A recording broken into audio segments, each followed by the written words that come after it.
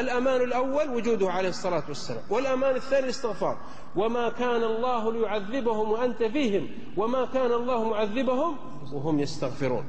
قال جعفر الصادق لو نزلت صاعقة من السماء ما أصابت مستغفر. وقال لقمان لابنه يا بني أكثر من الاستغفار فإن لله نفحات لا ينالها إلا المستغفر.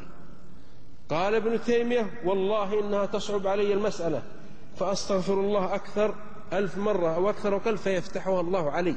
وقال والله لا يمنعني من حاجتي، يعني الحاجة العلمية أو العملية في الجهاد في النصرة في شرح العلم في دحض الباطل، قال لا يمنعني من حاجتي الاستغفار من حاجتي، لا يمنعني عن الاستغفار حاجتي ولو كنت في السوق، يعني يشتري أو واقف أو مشغول وهو يستغفر.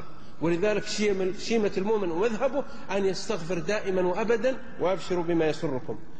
ومن فوائده أنه يمتعكم وهو متاع حسن وهو راحة للجسم وانشراح للصدر ويمتعكم متاعا حسنا في هود. ومنها أبشركم أنه قوة في الجسم، وجرب كثير من الفضلاء كثرة الاستغفار وأدمنوا عليها فأبدلهم الله قوة في أجسام ويزدكم قوة إلى قوتكم. ومنها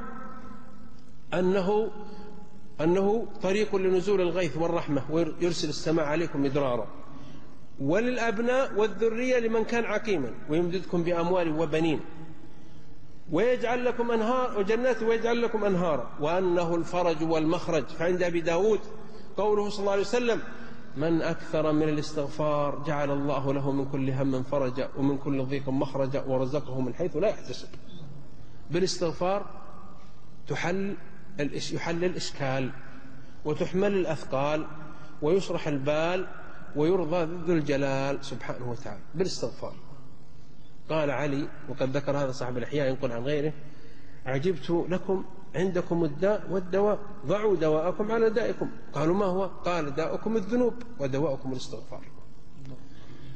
وقد ذكر الحافظ ابن كثير والحافظ ابن حجر أن الحسن البصري جاءه رجل قال جدبت ديارنا قال عليك بالاستغفار.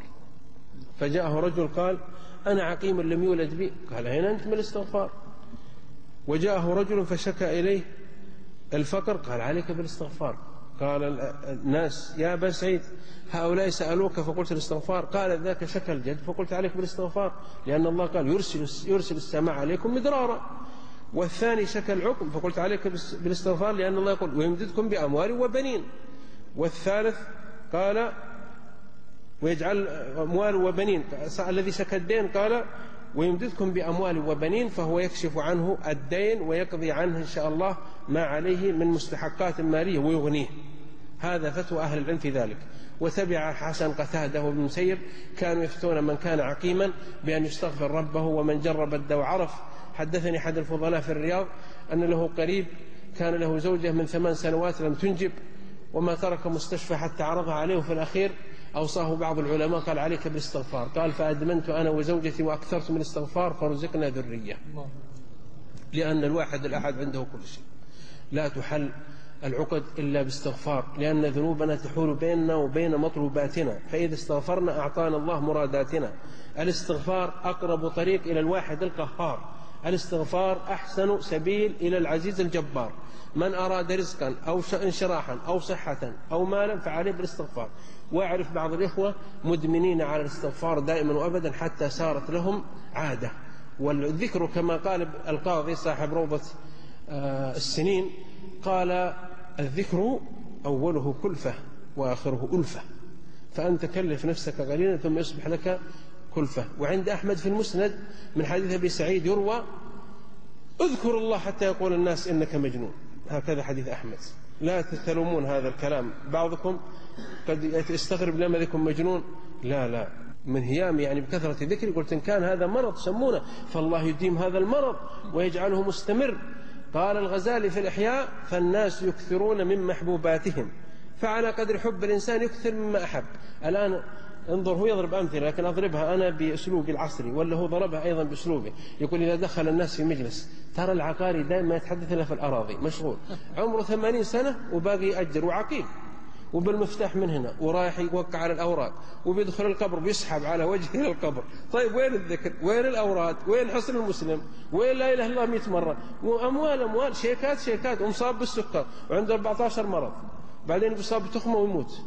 هذا كذا بعض الناس. وبعضهم يتكلم في الأخشاب لأنه نجار، فيقول لو جعلتم الباب من هذا من الصندل ومن هذا من الزان ومدري كيف، يعني هو ثقافته في هذا. والشاعر قصائد يحفظها، حتى رأيت عاميا عمره 70 في الرياض يحفظ قصائد ما هب وما دب كلها.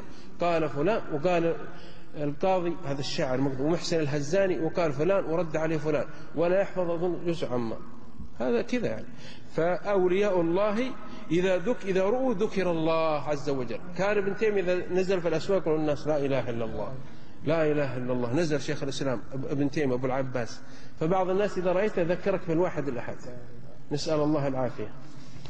فقصدي من هذا أنك إذا أكثرت من ذكره أعطاك. هذه فوائد الاستغفار.